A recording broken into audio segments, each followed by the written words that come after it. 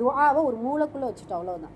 சும்மா சாதாரண ஒரு இறைவனிடத்தில் அதை எப்பயுமே ஒரு அட்டவணை போல, யா அல்லாஹ் நாங்கள் அறிந்தும் அறியாமலோ தெரிந்தும் தெரியாமலோ இந்த வார்த்தை ஃபஸ்ட்டு வந்துடும்.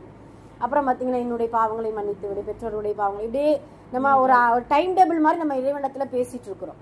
அது அல்ல துஆ.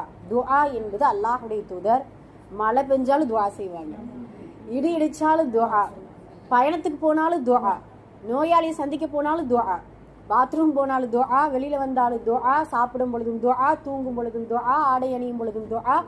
சுப்ஹானல்லாஹ், காலையிலிருந்து இரவு வரைக்கும் ஒவ்வொரு அசைவிக்கும் துஆ தான். ரசூல் ஸல்லல்லாஹு அலைஹி வஸல்லம் அவர்கள் அந்த அளவுக்கு நமக்கு துஆவை அதிகப்படுத்தி கொடுத்துருக்கிறாங்க.